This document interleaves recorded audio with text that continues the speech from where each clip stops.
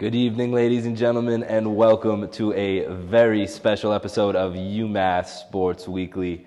I have been your host, Casey Johnson, and I've been doing so for 2 years now, but as graduation closes in, this will be my final show. But UMass Sports Weekly must and will continue, so may I introduce you to the new host, Chris Corso. I'm your new host, Chris Corso, and this is UMass Sports Weekly. This is UMass Sports Weekly.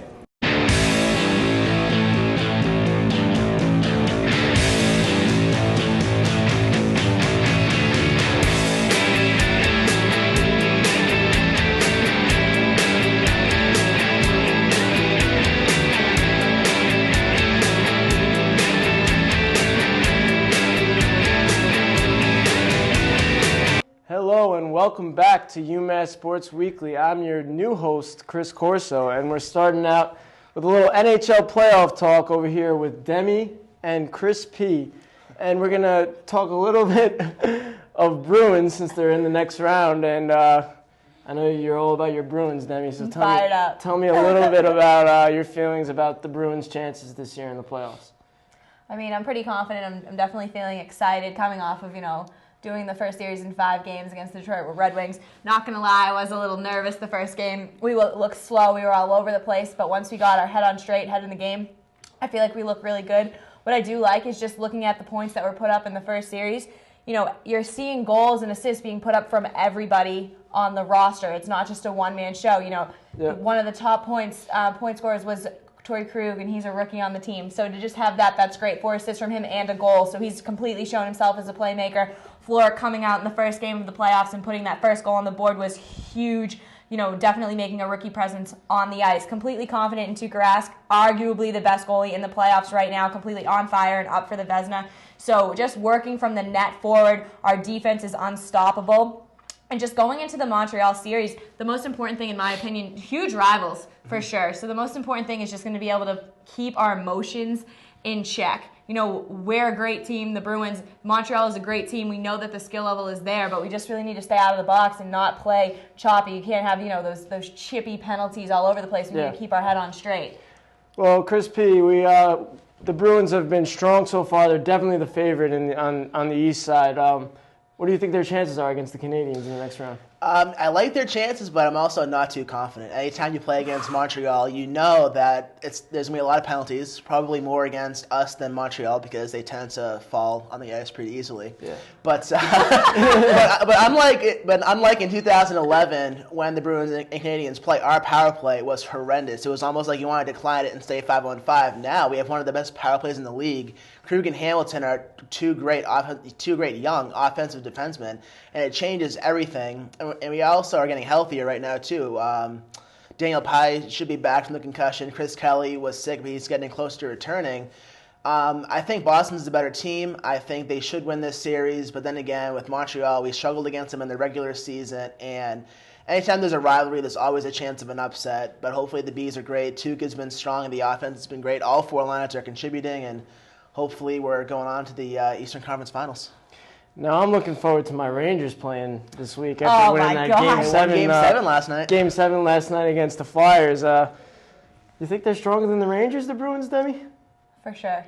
Absolutely. I mean, we did Battle of the Accents, Rangers fan, Boston fan. I won. And so now in this case, the Bruins will overpower the Rangers. I mean, just in terms of looking at the 2 series, I feel like the Bruins played a better first series than the Rangers did against the Flyers. That's just, in my opinion, taking the rivalry that we have out of it. For sure.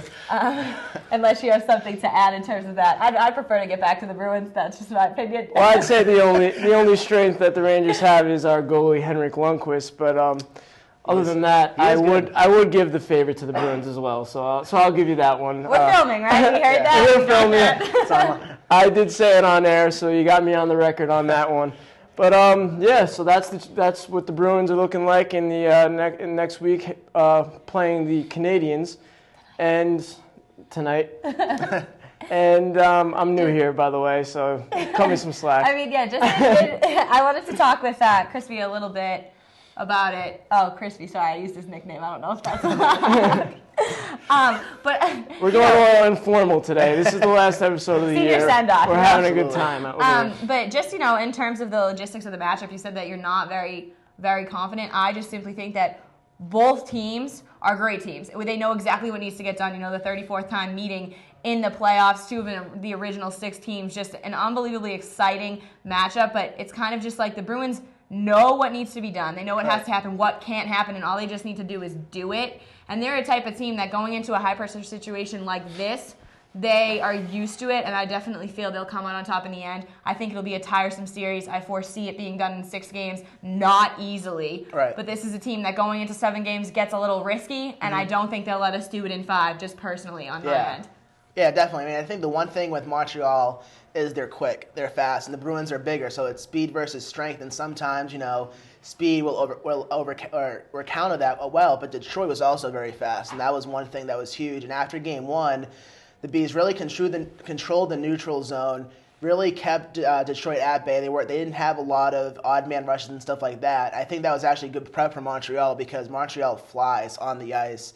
And after Game 1, Claude Julien and the Bruins made some adjustments. They look good. So I think that is one good thing. And I would say Bruins in 6, too. I like Bruins in 6 last series. I'll go Bruins in 6 again. But it also could be a long, frustrating series to watch. Yeah, I definitely foresee it, being tiresome. The only thing is we're looking at 2 different styles of play that need to take place. Right. The first series was more like a physicality, heaviness, trying to draw the penalties, which in the first game we didn't do very well. We were a little out of our element, but we kind of got it under control going into the 4 games. This series is going to need to be strong, smart hockey. It will probably turn into much of a bloodbath given the rivalry. Absolutely. But it's really important that, those guys like Brad Marchand stay in check. They have the ability to go off into a loose cannon sort of type of play, and that just really can't happen. The Canadians know how to get under our skin, essentially, and it's really important, I think, that we just keep our head on straight in terms of the emotional aspect of the game.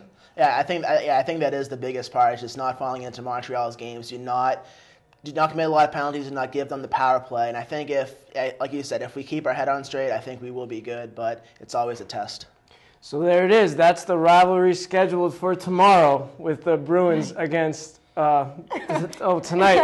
Excuse me again. Tonight at 7:30 with the Bruins against the Canadians. And we're going to end off this segment with a little senior send-off for these two who will both be graduating this year. And Demi, I'm going to ask you first. Just tell us a little bit about one of your favorite memories, or just your last. My last words. Your last words of being Wisdom. here with UMass Sports Weekly. Well, there's just so much to say. Being on the show since I was a sophomore, definitely one of the most incredible experiences I've had at UMass, just given the opportunity to be on camera with such great people, learn and grow. And in terms of a favorite memory, I'm not sure if I specifically have one. We have so many look backs, from banquets together to the Battle of the Accents episode to trivia to so many different fun things that we've been able to do here. We've gone through a couple different hosts, but the one thing I will say is that I think that this year was absolutely my favorite. We are under a new director, or we were. We've since switched again for next year, but Tony did an amazing job, so just props to him for just coming in. We changed the show up a lot, and it was amazing to work with such a young talent, so raw and just wanting to learn. And then turning it over with, our old host, but he was new, Casey. He did an incredible job as well, so to be able to grow with such an amazing cast was awesome. I definitely will remember this going on and moving forth into my career. In terms of advice, I would just say for everybody here, we're all so talented, and I would just encourage you to really follow your dreams and stick with this. We have such an amazing resource here at UBC, and now, having the new host, Chris, and some amazing sports analysts coming up, just never give up and know that we all got each other's back, and we know that we can all do it, and that's really my biggest thing. Yeah. Definitely. I mean, I joined my junior year last year, and it's been a blast, whether it's just talking, backstage about anything and everything. Everyone has an opinion, which makes it a lot of fun. This year was awesome covering the basketball team. They were up as high as 13 in the nation, talking about they beat, BC at the Garden. They beat LSU. They beat every top-ranked team they beat. And I think my best moment here had to have been the UMass VCU game at the Mullins Center. That place was Friday night, ESPN, most anticipated game of the year. The place was rocking, and we won. It was one of the better basketball games I've ever watched. It was 1 or 2 possessions the entire game. But this TV show has been awesome. It's been a great 2 years, and I'll probably try to watch some episodes in the future Oh, and we see how it gotta goes. we gotta be viewers. Yeah, absolutely. And we're definitely shorted at the banquet because we easily are the best show here at UMass. No doubt. But that'll be it, and you guys are going to make me cry over here. Tears are coming out of my eyes, but this is living proof right here that you should join our show, UMass Sports Weekly, and I surely am going to miss you too, and it's been a great experience with you guys, and it's been great to work with you, and I look forward to having you guys come back and visit the show when we're Absolutely. under new direction of JMS, Jesse Mayfield Sheehan. But great job to you too, and I'm definitely going to miss you guys, and we'll be back with the next segment of the NBA playoffs. Hello and welcome back to UMass Sports Weekly. I'm your host, Chris Corso, here with Jess Levinson and Adamo Pulzone. Adamo's last segment with UMass Sports Weekly. We're talking a little NBA playoffs here. And I'm going to start off by asking you, Jess, what's your favorite series so far? There's been a ton of crazy series. We're in Game 6, Game 7. Ton of underdogs really showing that they can play with some tough teams. What's your favorite series so far? And tell us a little bit about it. Chris, my favorite series so far is the Memphis OK City series. They've gone into 3 or 4 straight overtime games. It's been absolutely incredible to watch these two teams who have a ton of talent, yet they have such good matchups against each other that it's getting really hard to score and get the stars loose. Kevin Durant and Westbrook, they're having a whole tumultuous relationship now. Westbrook's taking 30 shots a game. Yep. Durant's taking upwards of 25. So it's how do you get them involved and get going? How do you get the other teammates involved?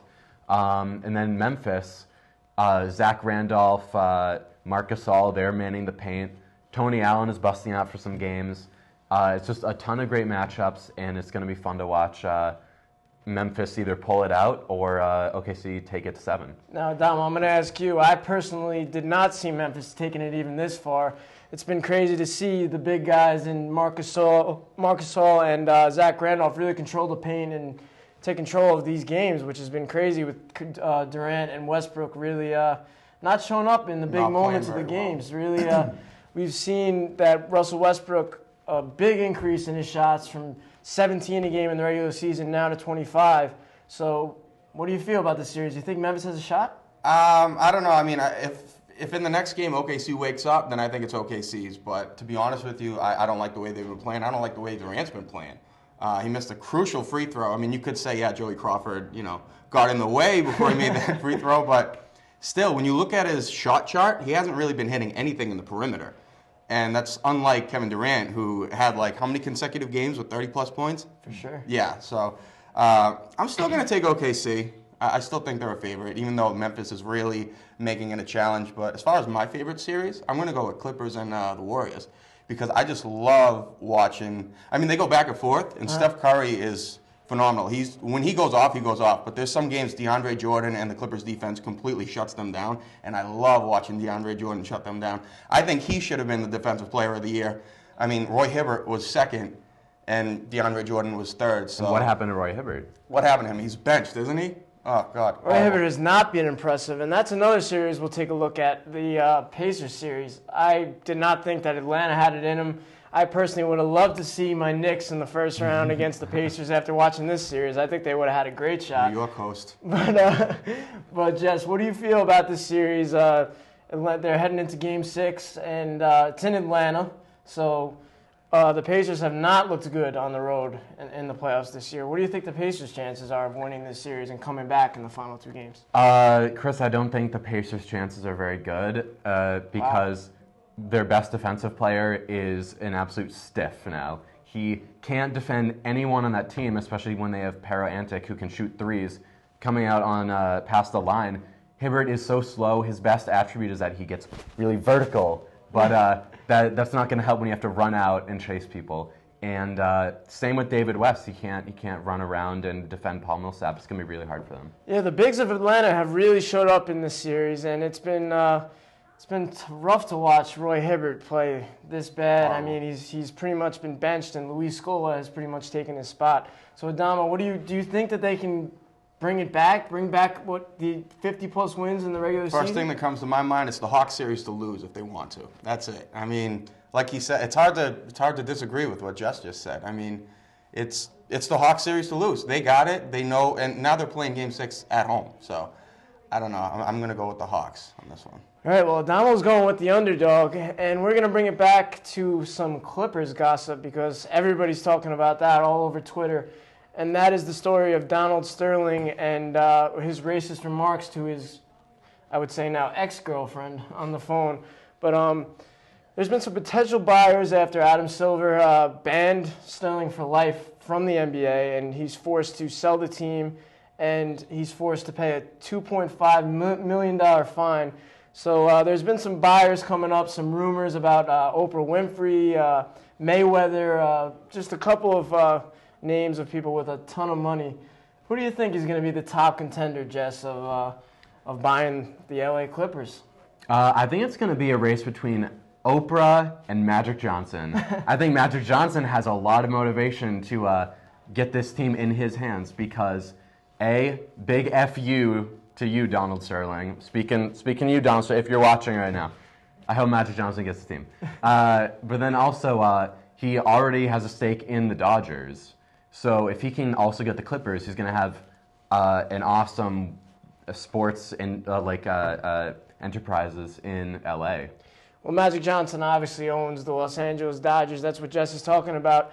And he was also involved in this story because he was made mention of in the racist remarks by Donald Sterling. So that would be nice to see. But Adamo, who do you feel is the favorite? Tell you what, if Floyd Mayweather takes the team, they'll go undefeated every season. I'll tell you that much. That's a good call. And if Oprah takes the team, everyone gets a Kia every game. So I think it's a win-win for Clippers fans. I'll tell you right now. I could care less. Now, who do you think the favorite's going to be? I don't know. Definitely not Rick Ross and P. Diddy, because then the whole team would be flopping like their album sales. But I want to go with Oprah. I could use a new car. Well, okay. So Oprah Winfrey is the favorite according to Adamo, and I'm going to send it back to you, Adamo. Now, Demi and Chris said a few words about their times at UMass Sports Weekly, and obviously you're graduating this year. And give us a little words of wisdom. I mean, for the younger guys, just have fun, enjoy doing what you're doing. Don't take it too seriously. My first show here, I took it pretty seriously, and they put me against Joey Sade on basketball, and it felt like a 30-minute segment. And I had like 10 words to say. I was overthinking things. So, I mean, just have fun. You know, enjoy yourself, especially while you're in college. Have fun. Don't worry too much. You're in college. Make mistakes. Do your thing. Exactly. And Adamo has been a great addition to the show ever since he joined in his junior year. Yep. And I'm definitely going to miss Adamo, having him around here, and I wish him all the best. Thank you very much. It's been a pleasure working with you, Adamo. Thank you. Absolutely. So, and that'll wrap it up for the NBA playoff talk. We'll be back in a little bit to talk a little MLB. Hello and welcome back to UMass Sports Weekly. I'm Chris Corso here with Jake Liberty, and look who it is. We got Adamo Puzon back. I'm back. You can't kick me out just yet. He's not out yet, but we're actually talking a little NFL offseason instead of MLB. It's the offseason now, and the draft is coming up, and the Patriots obviously have a pick or two. They don't trade all their picks like the New York Knicks. But the Patriots have had a nice offseason. They picked up Revis, of course, the old New York Jet and former Tampa Bay Buccaneer. Who do you think the Patriots should pick in this draft, and who's going to be the favorite for them to pick in the draft, Jake? Adamo, why don't you take this one? I'll tell you what, honestly. We'll throw it to Adamo instead. I think they should play it safe now. We got some high-profile guys. Yep. We got a great defense. We got a great offense. And we could get a great offense in the 6th round. It's happened for the Patriots. Tom Brady, 199th overall pick. That is true. But I think they should play it safe. I think they should get an offensive lineman. Get him used to the system. Keep him for a few years. You know, get a first-round offensive lineman, maybe from Texas A&M or something like that. Like a team that's been playing phenomenal on the offensive line section. Oh, I didn't really think this much before this segment. But yeah, anyways, offensive lineman without a doubt. If you're not going to go offensive lineman, I would definitely go safety. Because they just brought back Patrick Chung and Chung had a rough year, and so did the entire secondary of the Patriots. Probably the one weak spot of the Patriots team last year. So I would agree they probably need somebody in the a defensive back of some sort that they should draft. But definitely making the line a little stronger on offense would be a plus too, as well as Adamo said. But as we know, the Patriots picked up Darrelle Revis in the offseason. And Jake, what do you think about this pickup and just for the team? Like, how's he going to fare with the Patriots? I think that's a phenomenal pickup. I mean, he was a Jet. Not a big fan of the Jets, as any New England fan is.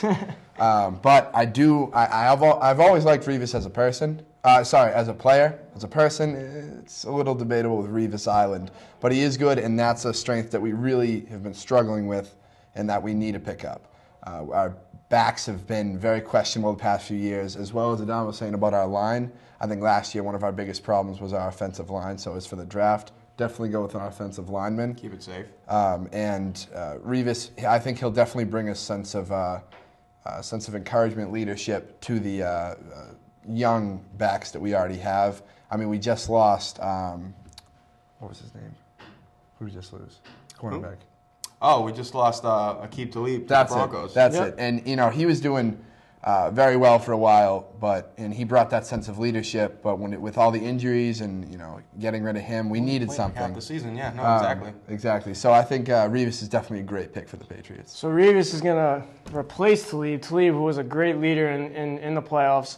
But let's go back to Revis, Adamo. Revis and Belichick have not always had the best relationship in the past when Revis was on the Jets. How do you think this relationship is going to pan out this season? I mean, they're men. I think they could throw it behind them. I mean, if Chris Humphries and Rajon Rondo can play in the same team in the Celtics, Revis and Belichick can be fine. I mean, who's really going to mess with Belichick when he's your boss? I'll tell you that much right now. Revis isn't that stupid of a person. That's true. All right, so Donald thinks they're going to fare out well. And now I'm gonna throw another question at Jake. Who do you think the favorite is going to be in the NFL next year? Who's your team that you're looking at? I know the Broncos had a ton of off-season signings, so they might be a favorite. But who do you like as your favorite next year? I mean, Patriots, I have to go with the home team always. My favorite team, die hard. But realistically, I'm going to say Seattle again. I think it'll be Seattle for a few years to come. They had a very young team, and you saw how they performed in the Super Bowl. Yep. Everyone talks about, Peyton Manning, greatest quarterback of all time. Well, Tom Brady is. But, Peyton Manning, greatest quarterback of all time. And the Broncos, the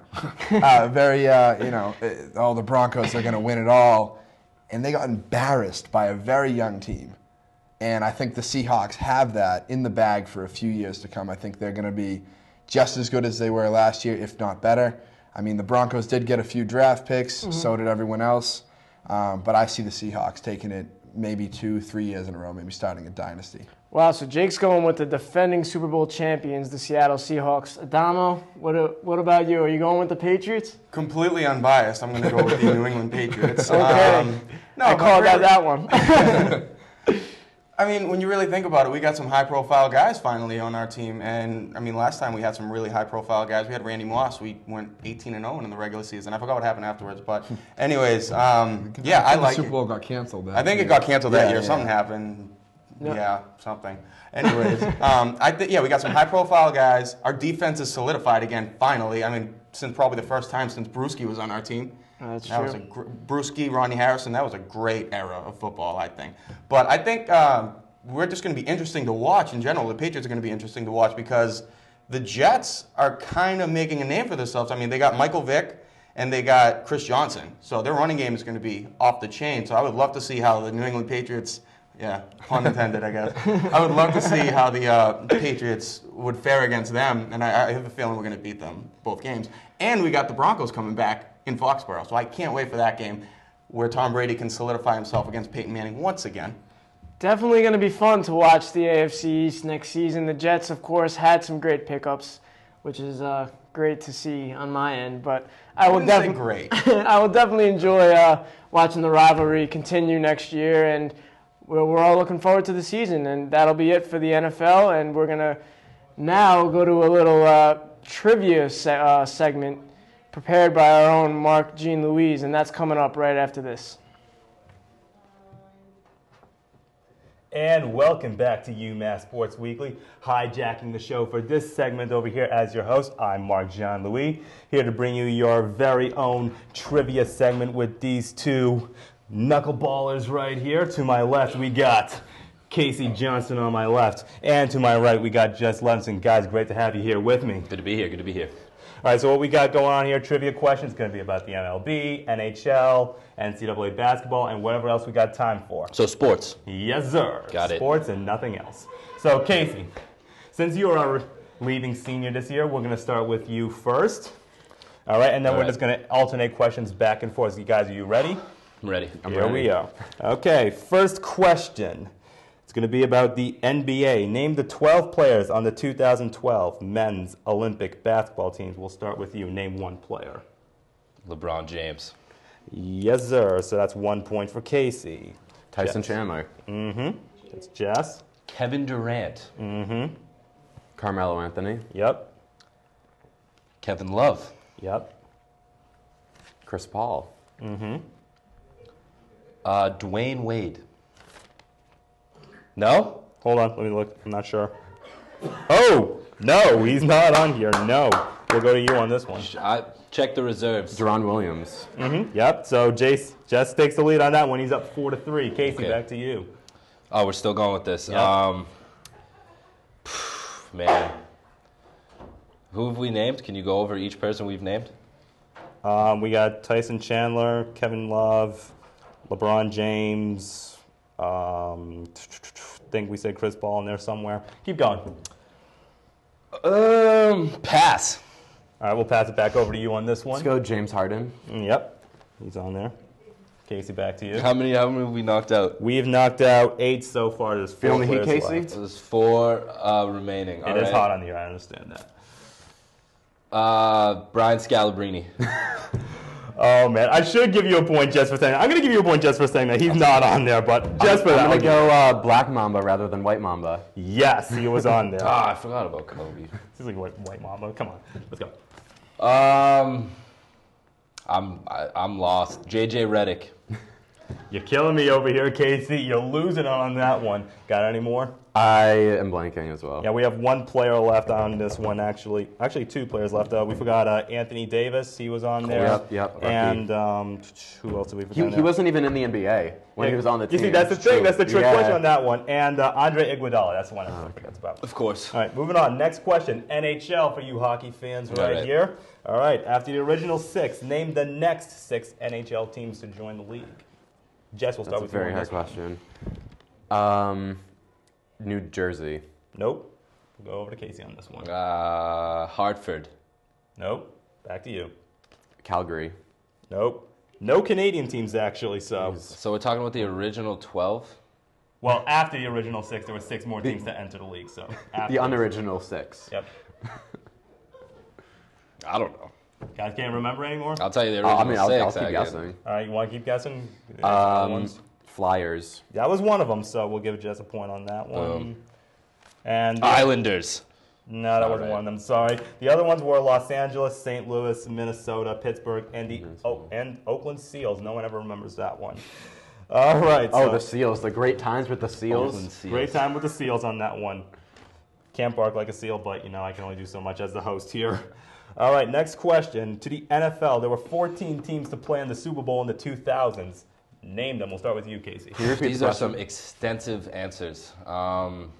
Patriots. Yes, sir. Can you repeat the question? The question was, there were 14 teams in the NFL to play in the Super Bowl in the 2000s. Okay. He already named New England. Pittsburgh. Yes. So in the 2000s, I mean prior to 2010? Yes. The Giants. Yes. We all remember that one, Super Bowl 42. I can hear a little backstage noise. I think someone knows a little more teams than we do. The Ravens. Yes, sir.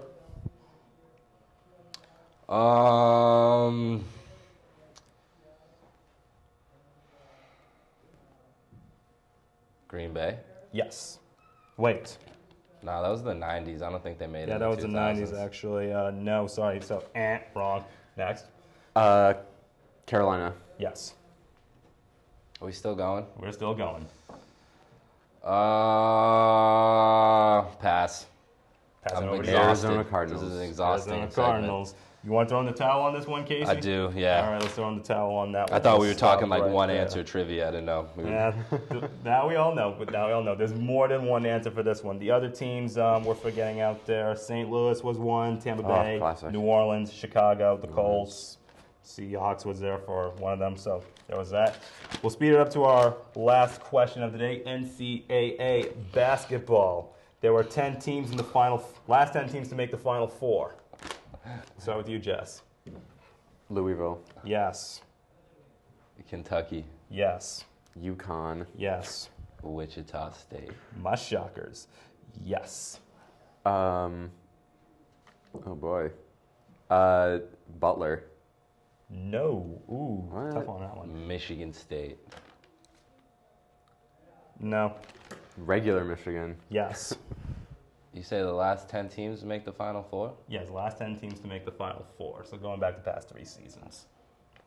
You sure Michigan State's not in there? Michigan State's not on this list as I'm reading it right now. All right.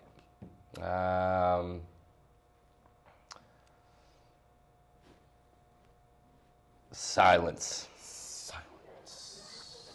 The Silence State Shockers. The guy throwing the towel on this one again? I'll Yeah. go Duke. I'm pretty Duke, no. I'm surprisingly. pretty toweled in. All right, got any more you want to name, throw out there just for the heck of it? Duke. Who else? Who's another good team? Basically a whole bunch of teams you haven't named so far. Yeah. Wait, how many did we list out of the 10? There was 4. Yo, we're getting the Wrap It Up B-side from Dave Okay. Chappelle. Wisconsin, Syracuse, we also have Louisville, Ohio State, Kansas. That basically all that has to do with. So now this is your last show, Casey. Take me back to your time here at UMass Sports Weekly. What was your favorite moment so far? Favorite moment so far? I got to go with this segment. Probably best. No, I'm just kidding. I don't know. It's hard to pick one moment. I've had a lot of great times here. Becoming host was definitely a cool moment because it's pretty intimidating joining, so you didn't see that coming. But I also met a lot of good people here throughout the years, made some really good friends here at UVC. Had a good time, so can't pick one moment. I'll pick every Tuesday from 6 to 8 is my favorite moment.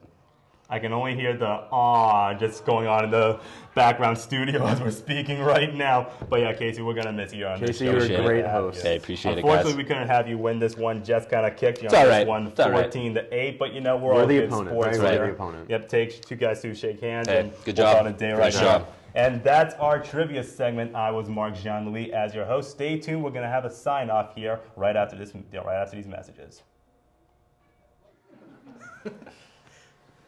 Welcome back to UMass Sports Weekly.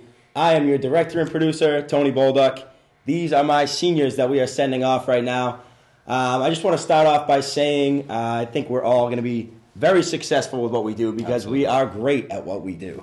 We are a good show. We are great personalities.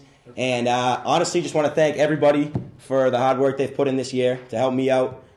First, it was a learning experience. And eventually we worked out. We are a pretty solid team right now. I'm looking at all you guys, too, behind the cameras and stuff. Great job. Everybody did a great job each week. I just want to thank everybody, and I had a great time here at UVC, and especially at UMass Sports Weekly. And anybody else that wants to tell me. I mean, when we first started the show, when you think about it, we started the show around the same time, and it was really a very basic sort of thing, camera, shot, you talk, and now we've turned into something more, going out to games and stuff, and I think you saw a lot of effort from, especially the seniors. I mean, our guys have followed suit, but I think these seniors did a great job. We all worked together to really make this show something, and I couldn't be more proud of what we're leaving here with, for sure, guys. We put it in great hands, too, that's for sure. That's definitely for sure. Basically, yeah, it was a great time. It was fun covering games, taping games, doing highlights, all that good stuff. It was great working with great people. Every segment had a blast. Everyone knew what they were talking about. We had a great time. I'm gonna miss this a lot. Gonna miss this group. It was a lot of fun, and I'll miss it. I'll tell you what, I'm gonna miss going to games for free. Yeah. Seriously, going courtside and at the Trespassing, basketball man. games. Almost getting trucked by Maxie Esho. The court. That was great. Those were great times. So, and me personally, I want to thank all the seniors that helped me out. I want to thank Tony for always being on his game. I want to thank Natalie for helping me out with the stand-ups. Demi, You're welcome. everyone. So, thanks for everything. Yeah, it was definitely the best experience. Couldn't have been a more conducive and better environment to learn in with cooler people. In fact, haven't been in this room with this much talent in a long time, and I have a lot of faith in where everyone's going. And I just want to, obviously thank you to everybody. I feel like that's a common agreement, so y'all want to thank everyone. But really a huge thank you to Tony for just really to stepping it up and really having faith in all of us and switching up the show and starting, new setting, a new host, a new everything. We really just took it apart, and so kudos to him for having faith in us and really teaching us everything that he learned. So I think we need to give it up right there for the new director.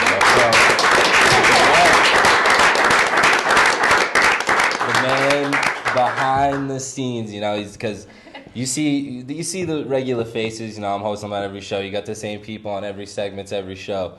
And this guy's here just as much, more than us, doing more than us, but you don't see him because he's behind the scenes doing it, which is now what's happened to JMS, which I'm kind of upset about. I love seeing JMS on camera. But for Tony, he really did his thing behind the camera, and the show wouldn't be what it was. Hey, everybody back here, come up. Let's go. Come on up, guys. We got one more last. This is UMass Sports Weekly. Yeah. Everybody, camera's on. Camera's on. Camera one looks good, right? Countdown to 3. 1, 2, 3. This is UMass Sports Weekly. Send it off, baby.